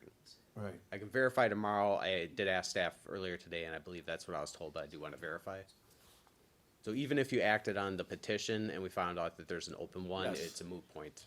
We can do a motion to reconsider at the next meeting if we really want to, basically, right? Okay. It'd be necessary. Yeah. Okay, so do I have a motion for the On item 32, I'll petition? move approval. That's the Second. petition. So that's approval for, To go to the public hearing. If we need to, Okay. if we need If to. needed. Is there any further discussion? All in favor? Aye. Anybody opposed? Motion carried. thank you. Okay, then we'll take his, the license up for the current. That's separate. No, this is the beer garden also. 33 is not, as- Oh, yeah, right. that's Yeah, his, Well, that's 33 we in- would hold until yeah. after the public hearing. Right, okay. yeah. Right? Okay, but you still, you get the address of 6800. That's the new place. That's the beer garden. 6832 is the. 6832 is the existing Okay. cheese and sausage. Okay, Yeah. then that's all right. Okay, So we hold that. okay, we're gonna hold that then. The 6832 you're gonna hold? No, that's not even on here yet. No, Oh, it's not, no, okay. this is just, Because you had So cheese much and sausage Mark. on the application. I've been all permitted out the last 2 weeks. Okay, thank you very much. Hold in 33, right? We'll get it sorted. Yeah, Call you? yeah, I'll touch base with you. Okay, then we have Vanny's findings of facts. The licensee's here, Chair. He is? I don't know if he is. Oh, yeah, okay, I'm sorry, let's see. Just to make sure. Okay, is, No. where's the name? Nobody can. Is anybody from Vanny's Kitchen here? There's no name. Can't call somebody up where there's no name. It's gonna be in the, It would be under the stuff we already Oh, did. there it is. Okay, we'll, you can't read that. we're gonna, Vingeshwar, Bad Okay. Harley? Yeah. Bad Harla? anybody here from Vanny's? Okay, so if they don't respond then, Mr. Chair, the findings in fact were submitted already. There was a non-appearance in a prior date. And so I don't believe the surrender has actually taken place. I checked with the clerk earlier today. So without a surrender having taken place, I recommend that you move to revoke this license, just based on the findings of fact that were submitted. I move we revoke the license based on the findings of facts. Second. we had a motion and a second. So we're going to approve basically this findings and facts, correct? A vote of aye would revoke this license. But I have to Motion. check out something here. Oh, It says sorry. approve. Yes, yes. Okay, is there any further discussion? All in favor? Aye. One opposed? Motion carries. Then we have a number of special uses here. Number 35 is for Stella's Palace. Move approval. Second. Is there any further discussion? All in favor? Aye. Anybody opposed? Then we have Broken Star Saloon. I move approval. Second. Discussion? Yes, I got a discussion. question, too. Yeah, they're taking up 2 blocks of motorcycles. 58th to 60th Street. 2 blocks of Washington Avenue, Washington Street. Down to 2 blocks. Noon that to 2 8 blocks. PM, residential. We have a All petition from the residential. neighbors. The neighbors know about this? When is this gonna happen? Yeah, it's June basically a 23rd? block party, where you have to get 50% or more of the neighbors to approve, right? You can make that a condition of the approval. Well, we talked about this. 50% of the residents, 50% of the homeowners. Right. When they applied for this, they didn't say anything about talking to the residents, or? Well, No, and they didn't submit a drawing, they just submitted the wording on the application. Those are short blocks for what that's worth. you Yeah, know. but there's- It's not many Right, houses. and this is that a are on noted, that But I block. think there's a bunch of kind of noted duplexes. biker bar, Mr. isn't Chair, it? Yes. anytime anybody closes off a road, they do have to work with engineering. I don't believe there's anybody from engineering here tonight, but they would, in past discussions with similar events, they've have gone the route of block party permits. Rebecca, do you know anything about I this think they'd have to do particular that one? with this, get a block party. Okay, what do we? Working on that changed. Special event. Right. Yeah, right. But until As then, far as the black, I think that they would still be eligible Yeah. for that. under That, this. city engineer Daniels has told But- me in the past that that's what they're gonna go with. Okay, first of all, it's not 2 blocks, there is no 59th Street, so it is. It is But it's the equivalent. But there's still, Okay. no, Oh, it's so- not. But there is a Okay. lot of Yeah, people there. yeah, I mean, there is a lot of It's residents 1, there. 2, 3, 4, 5, 6, 7, 8, 9, 10, 11, 12, 13. It's a lot of houses, more Yeah. than I And thought some are initially. some are duplexes, Yeah. yeah. So I think we should hold this and, call up and, so they have to abide by the block party? So this would be I for would the think. alcohol, correct? Yeah, And then the extension. block party would allow them to occupy that area. Mhm. This would just be for the alcohol. So you can, Well, it has an 8 PM ending too, so it's not terribly late. But, no, but it's got a noon start. Yeah. but, well. Still 8 hours of drinking. Well, me looking at it, if the neighborhood doesn't know about it, Yeah. you know, and all of a sudden they're putting up stuff, and they have people out here, And they you know, don't have motorcycles alleys. up and down, They have right in front of their driveways, not alleys. houses. Mr. Yeah. Chair, they have driveways, not alleys, Yeah, on that stretch. So nobody's coming or going. I mean, they can pull a block party one all we want, but I think we should put something a little harder. I mean, it's your district, I don't Right, wanna right. step, but I No. think I'd require like 80% of the homes to sign off on it, at least. Or 75% or whatever. And I'd go more than the typical 50%, because how much access is affected, the fact that it's motorcycles and it's alcohol Yeah. for the bar on the street. But sounds like a fun event, but I'd Um, hate to be those residents. so I think we need to contact them, and, Probably. where are we sitting with the legality on this? Is there any? It's an application for a temporary extension, so it should be treated like a new license. You can hold it, and ask them to come in. You could, ask them to adjust their time limits a little bit.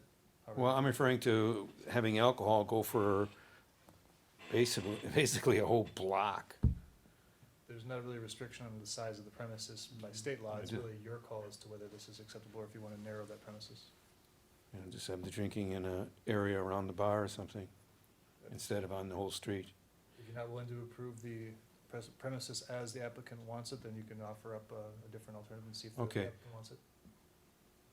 So can I get a withdrawal of the motion in a second? Yeah, I withdraw my motion. Marty? I'll withdraw my second. Okay, then we're just gonna hold this and we'll contact them and come up with something. Is there a, where they should, is there a picture? Yeah, they have a, not much of a picture. Yeah, is it sort of like map? No. No. Yeah. It's basically. First grade drawing. Yeah, they're showing the band on 60th Street playing, facing east, and they're showing tents essentially in their parking lot. They're having something called a Hot Wheel racetrack on the north side, Yeah, what's a Hot Wheel racetrack? Yeah. the Hot Wheel racetrack. I hope You know, so. it might not be unreasonable to limit alcohol service to like the western third of the area or something, I don't Yeah, know. well, and we gotta make sure the residents buy into this Yeah, also, yeah. so. Okay, that one's gonna be held Maybe then. they want to come in too when we're. Okay, motion and second have been held. So let's move on to item number 37. This is for a special event for Paulie's. Move approval. Second. Is there any further discussion on this? All in favor? Aye. Anyone opposed? Motion carries. Then we have a special event for studs. Okay, I have a note on there, they need a music permit also. Needs a music permit, they called and left a message and they haven't, oh, they have applied for a music permit now, I'm sorry. I had to go down the line here. So this is Studs Pub and 6833 is National. Let's see, we're going 1 to 5. And I think, yeah, they're gonna have it on their own premises. They're not gonna have it on National. Move approval. Second. Is there any further discussion? All in favor? Aye. Anyone opposed? Motion carries. Then we have a special event for Kips, for a golf outing. Move approval. Second. Is there any further discussion? All in favor? Anyone opposed? Let's see, for DOPS, we have one, 11 in July. let's see, July 27th. Matter of Move fact, approval. we have, okay, we have two of them, Second. but, A Mason chicken roast? okay, may I second that? Yeah. Any further discussion on this? It's item number 40? All in favor? Aye. Anyone opposed? Item number 41 is DOPS again for August 24th, 1 to 11 PM on Saturday, August 24th. Friends of family. Is there music connected to that? Fence in parking lot with tent, food, and outdoor music. Outdoor music. Well, it's,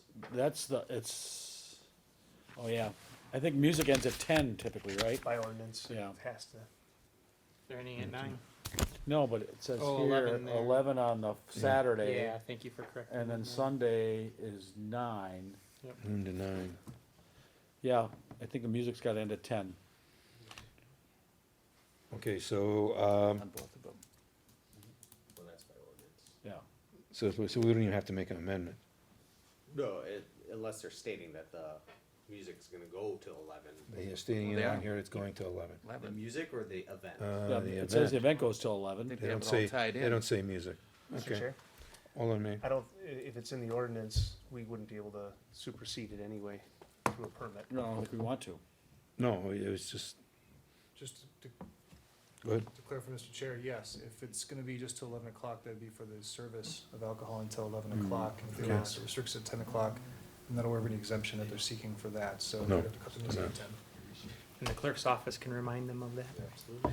Okay, so do I have a motion? Move approval? Second? Any further discussion? All in favor? Aye. Anyone opposed? Okay, then we have various license, number 42. Move for approval, subject to necessary requirements. Second? Mr. Chair, Hold on, me. I just have one question. I think it might be just an error.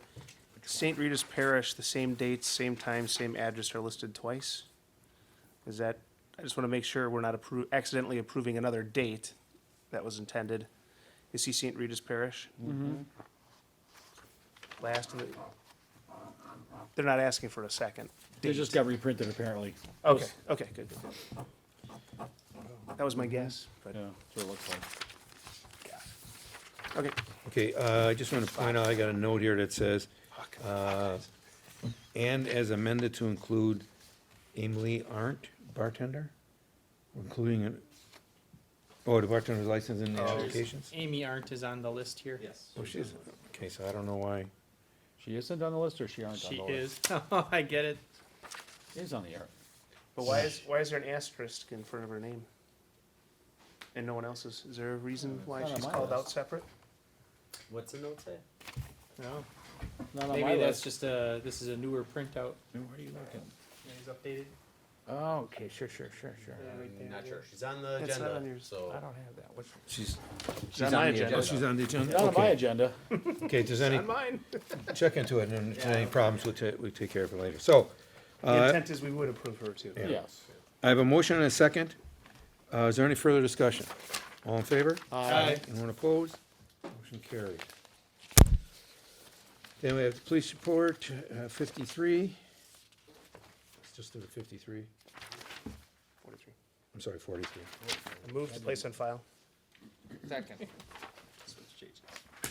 Is there any further discussion? All in favor? Aye. Anyone opposed? And then we have items 44, 45, 46, 47, 48, 49, 50. Just 50, do. Move to place on file. Second. Is there any further discussion? All in favor? Aye. Anyone opposed? And then we have 51, this, once again, still the police report. You know that, the Wisconsin Clean Air Ban, there was no violations. Hooray. Move to place on file. Second. Any further discussion? All in favor? Aye. Anyone opposed? Motion carries. I believe that is it. Move we adjourn. Second. All in favor? Aye. Anybody opposed? Motion carries. All right, the Administration and Finance Committee will come to order. Our first item is item 12, which is a joint referral with Public Works. Resolution authorizing the Director of Public Works to sign addendum 1 for engineering services on the condition of the pole building at Move Reservoir approval. Park. Move approval. Thank you, Alderman May. Second. Motion by Alderman May and second by Alderman Weigel. Chairman? Alderman Chapletsky. Why are we building a pole barn? We're not building it, it's there already. They're checking the condition of ours. the one that's there. Oh, I see. It's a structural. Yeah, So please. what this was originally, it's extenuation of the reservoir and the water buildings facility study that was contracted in 2017. This building, freestanding, was excluded in the original contract. Oh, I see. Okay. Not a problem. Any further discussion? All in favor, say aye. Aye. Opposed? Ayes have it.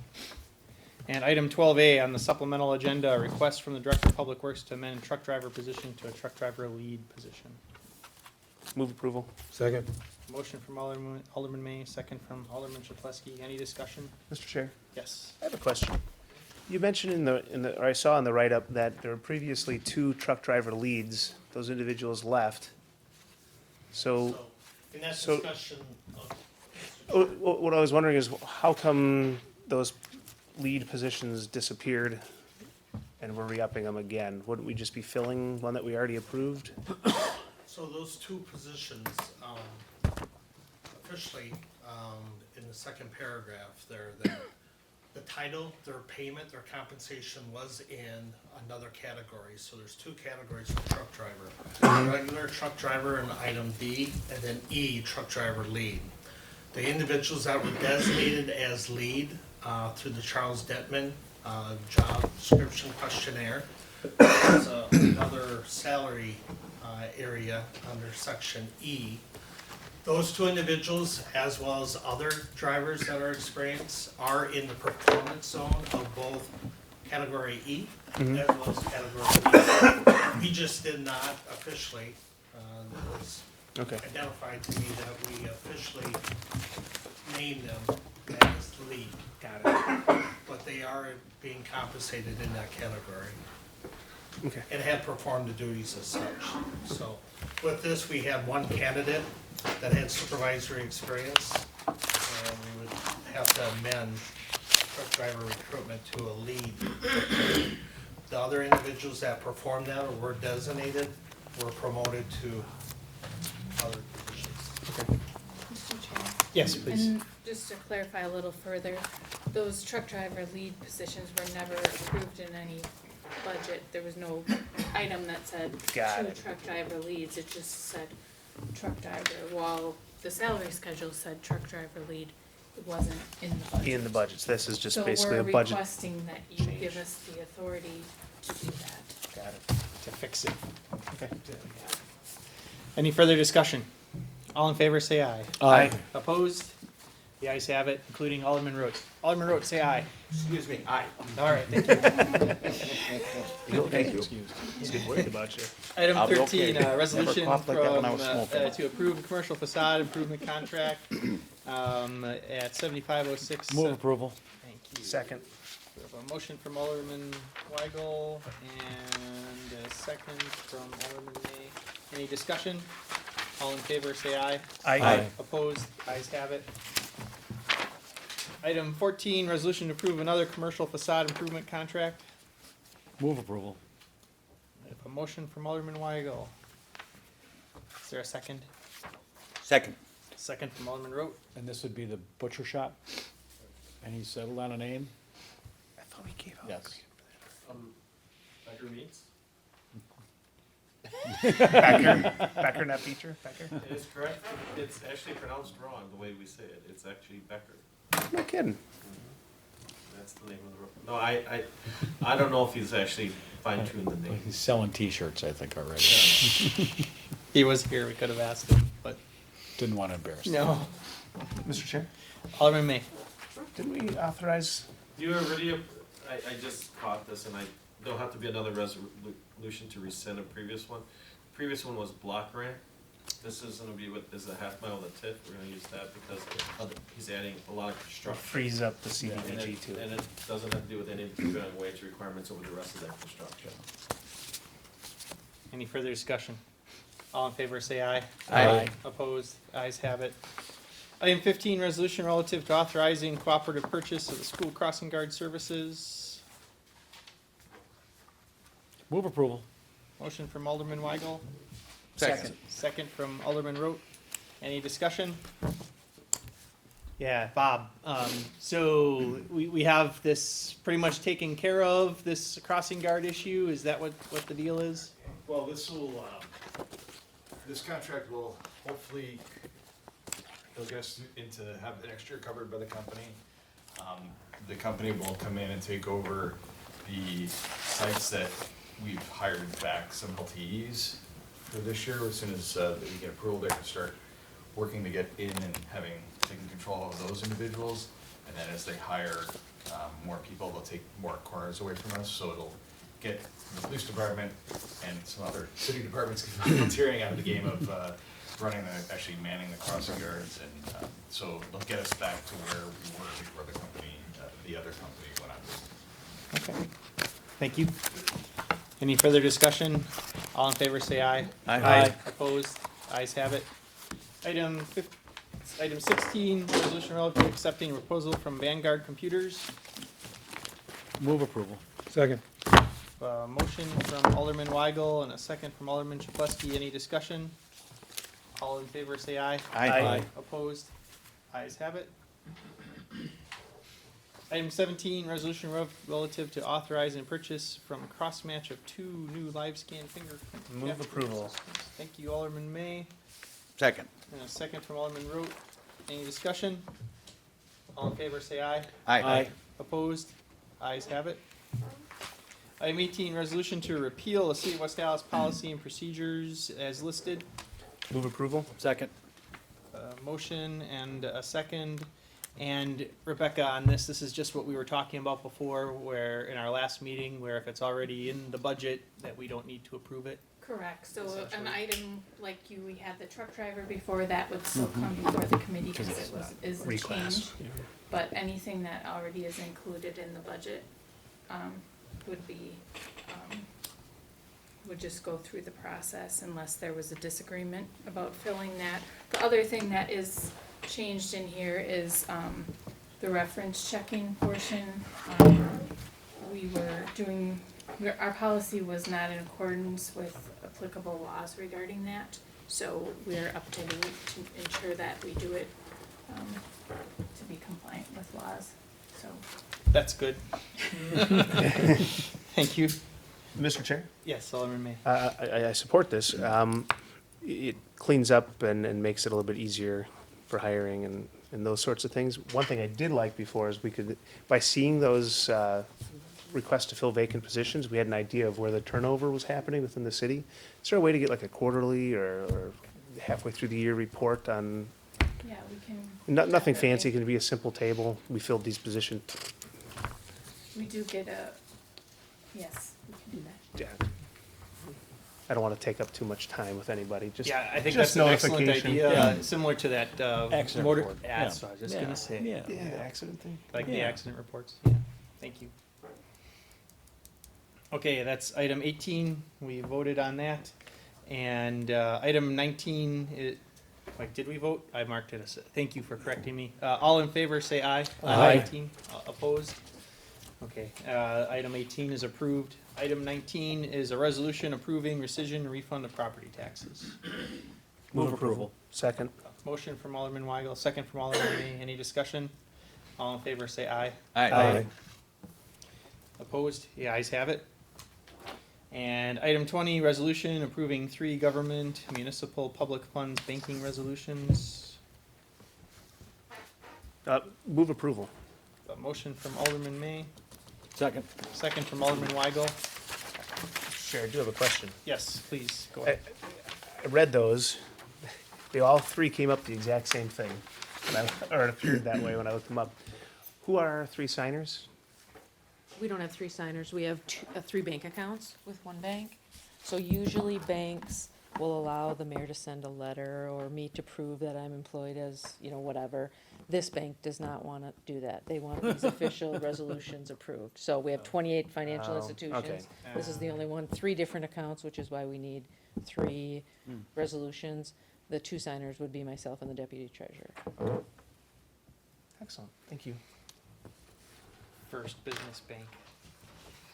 Okay, clever name. Heard of them. Yeah, no. All right, thank you, Peggy. Any further discussion? All in favor, say aye. Aye. Opposed? Ayes have it.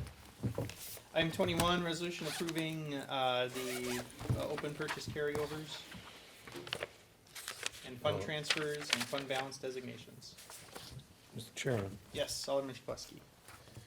I think we discussed this last year and said that any time a non-budgeted, people want to spend that extra money that they have left over on a non-budgeted item, that is going to come to this committee and each individual one, and we'll take it on its merits whether we want to do that or not. And that's what we did do last year. I don't know if anybody remembers. Are we doing that? This is the Go ahead, Peggy. normal year-end process, so I could walk you Right. through this and we could talk about, there is one item that's not budgeted this year, but it's a regulatory compliance issue. So this item itself is much larger than that. The first thing on the first page of the communication, it basically tells you how we're planning to end our fiscal year financially. Basically, operations, we're about 4.7 million to the good. Council has let staff know that in the past, we want to use as much money of our carryover or our available funds at the end of the year to use on CIP projects, since we now have a full-blown capital improvement program. So basically, what you're looking at is about 5.5 million. When you look at net operations, 4.7 million. Carryovers, we have a lot less this year because of what you just said, 1.3 million less than we had last year. And then open POs, it just has a swing the other way for about $500,000. So the 5.5 million is, as you can see, being all used on capital improvement program, which is what the council desired. There is actually even 1.2 million that we're recommending a deposit for the 2020 plan.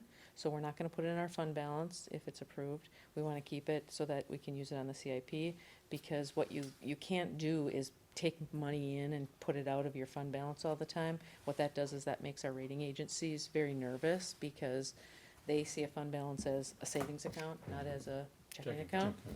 So, that's the way that works, but we also wanna make sure we do have the minimum, so we wanna maintain our fund balance. In fact, this recommendation suggests 300,000 to stay in the fund balance, the other 4.7 to be used on capital projects. So then on page 2, it talks about open purchase orders. There's a list of open purchase orders. Most of them are vehicles from the Public Works. They just got a late start on ordering them. So that's what those are. There's a few other projects and things on the list. More open last year, but really, if you look at the first 4 or 5 items, that's the main cause of that. The next one, Alderman Shpusky, that's what you're asking for, the one that's labeled attachment 2 on page 4.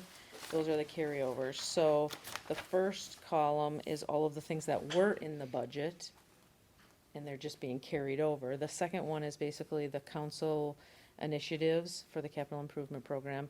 And then there's one loan item, that's a DNR site closure on 84th for engineering, and that's a regulatory compliance issue. And they're basically looking for $17,000 because some work is gonna be done in 2019 that was not budgeted. Okay. So that would be the one, but yes, you're right, the process has totally changed. Last year, you would have seen, or the years prior, you would have seen a number of items in that column, which is basically departments trying to spend unspent money on other things. So Well, that's and- pretty much changed. And it's, and Right, some, and those have come individually, like there was one for the health, there was some MySpace health software, and that was a separate request on its own, and I think that's kind of. and I don't have a problem with that, you know, if it's just not a luxury item, if it's something that's really needed, but we just couldn't afford it, you know, I don't have a problem with voting, but it should be brought up separately instead of, it always looked like it was trying to slide it through, so, okay, I don't have a problem. So that's that portion. Then the next one, this is just a statutory requirement on attachment 3, page 5. That is, we are required by state, so basically budget adjustments happen throughout the year, but any divisions that are overspent, we just have to do a little housekeeping and clean all of that up. Of course, you know that we were much under budget. We had a lot of remainder funds, so all of these overages are covered. The reasons for those are listed. I don't think there's anything real out of whack. The police department, we did correct that for the 2019 budget, as well as the building inspections for the property maintenance. Those were both resolved, and then you can see the reasons for the other ones. And the mayor's overspending again. I was gonna say, you know what, the mayor's budget is basically a fund split issue between a couple budgets, the administrative assistant. So that's really that issue. The conference one was a couple $100, and he actually asked about it, and it's a very small amount. I thought I saw him at that draft thing wearing his Pittsburgh shirt. Nothing nefarious, right? Alderman Weigel. Peggy, we were going to use some of this money for the dog park. I didn't see it mentioned anywhere specifically, or is that just in the general CIP fund? You won't see it. It's part of the CIP. So in the 2019 capital improvement program, it's one of the items that are using the carryover dollars. Yes. Yep, so standard business as Okay. usual. Move for approval. Yep. Thanks. Second. A motion and a second. Any further discussion? Could I just tell you one more? Please. So there's the next sheet, attachment 3, that's just all the divisions and what the over and under is, just so you can see. That's an accompaniment to the statutory requirement. Nice job, Common Council. Saved $26,000. The last page is something you probably want to be aware of. This is our fund balance. Our fund balance is $45 million. And what you can see is staff has recommended, we want a portion of our fund balance to be undesignated or, free. We have the contingency, but then we have reserves for a lot of other things. So we took the liberty of making some suggestions. One of them is adding basically $650,000 to our OPEB liability. Where is that shown in here? Oh, there About it is. halfway down, 34511 in the left-hand column. There's a little 13 next to it. So our OPEB liability, we're gonna be in better shape on that this year, but 9.5 million is still a small drop in the bucket on that. So I think it's really a good thing to do. The bottom line is we readjusted our fund balance based on things that were spent, but not taking anything out of fund balance. If we want to take something out of fund balance, it really has to be for a big, infrequent event that we can explain to Moody's that we were saving that money for that one simple thing.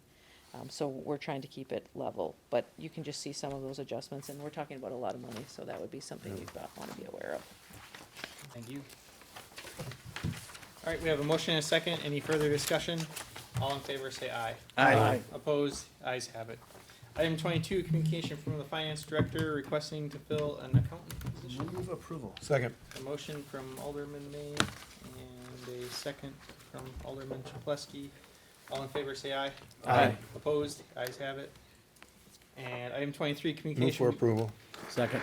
Thank you. And any discussion? All in favor, say aye. Aye. Opposed? Ayes have it.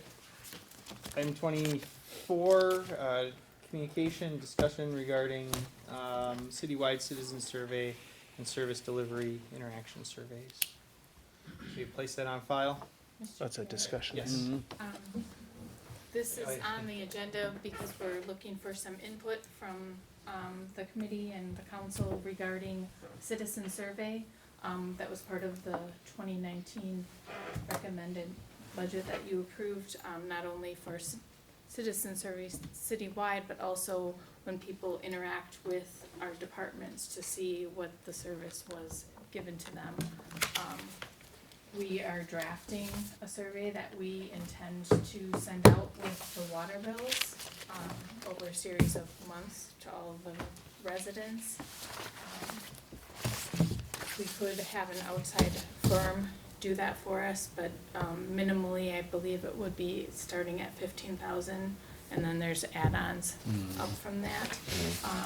So this is something, if we can do internally, and then we can do it on a more frequent basis, so we're able to prioritize the resources and measure the satisfaction of the citizens. So if looking for some input, we'd be asking for the people to rate the quality of the different services, and then also look at some prioritization of services.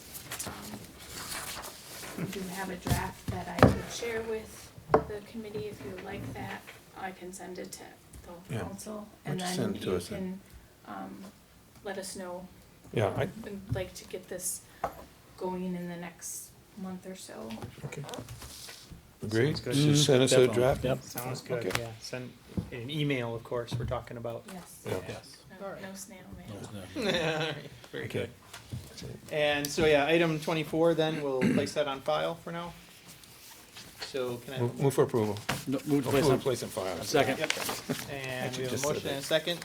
All in favor, say aye. Aye. Opposed? Ayes have it. Is that a question mark? I move we adjourn. Okay. It's discussion technically. but- And there's a motion to adjourn. Is there a second? Second.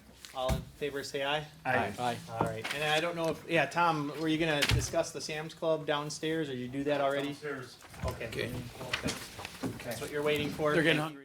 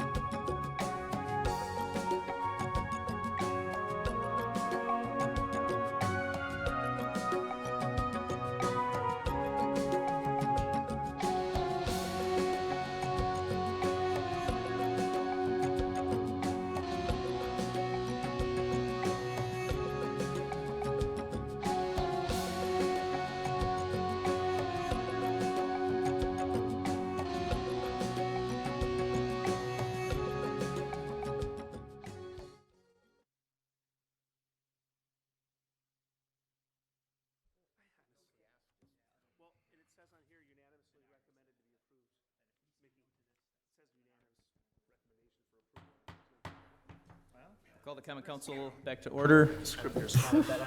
I'll ask our clerk to call the roll. Alderman Lysick. Here. May. Here. Ranky. Here. Road. Here. Stefanski. Here. Tally. Here. Weigel. Here. Barzak. Here. Shaplesky. Here. Haas. Here. 10 present. We have a quorum. Alderman Haas with the Administration and Finance Committee. Mayor Devine. Oh, boy. The Administration and Another Finance late night. Committee met and acted on the following items, starting with items 12 and 12A, which were joint referrals of Administration and Finance and Public Works. 12A is on our supplemental agenda. Both items 12 and 12A were approved, and items 13 through 23 were all either approved or adopted, and item 24 was placed on file. That is the Administration and Finance report. I move for approval. Second. There is a motion with the second by Alderman Barzak. Is there any discussion on these items? Seeing no discussion, Mr. Clerk, please call the roll. Alderman Lysick. Aye. May. Aye. Ranky. Aye. Road. Aye. Stefanski. Aye. Vitale.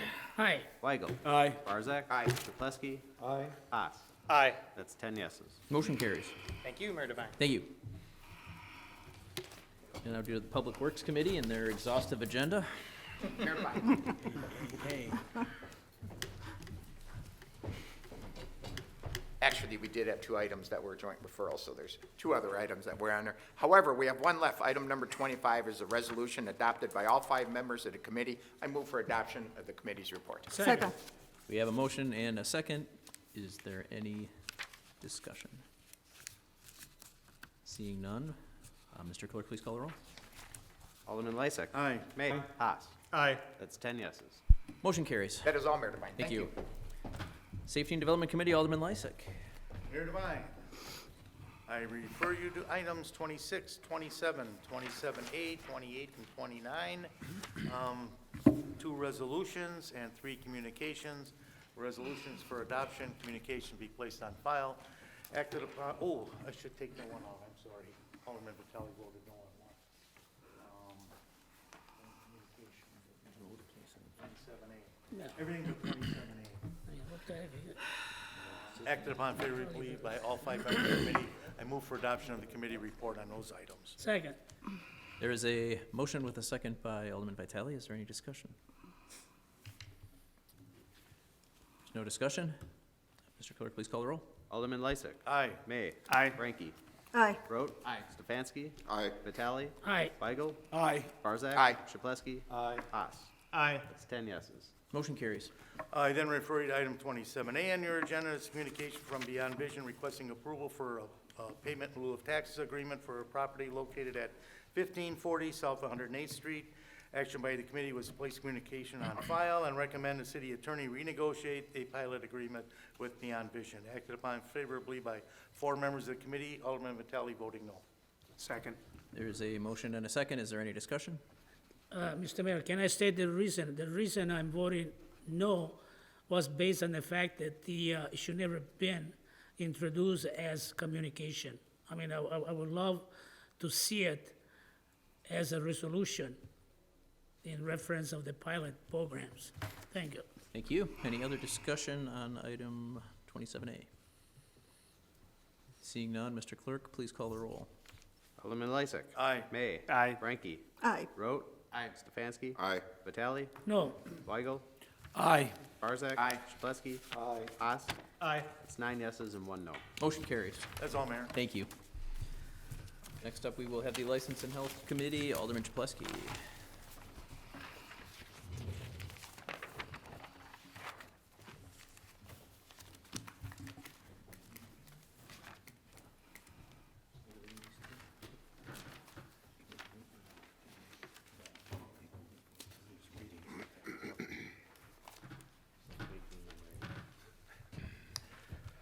I'd like to bring everybody's attention, items number 9 through 11, 30 through 32, 34 and 35, and 37 through 51 on tonight's agenda. These are various license reports, and they were voted to either approve, subject to necessary requirements, or to place on file by all 5 members. I'd like to move for the adoption of the committee's report. Second. There is a motion with a second by Alderperson Reinke. Is there any discussion? There is no discussion. All in favor? Aye. Is anybody opposed? Motion carries. Thanks.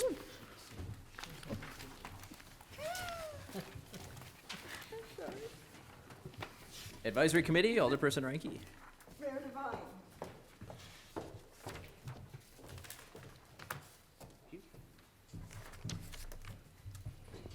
I direct the council's attention to item number 52 on tonight's agenda.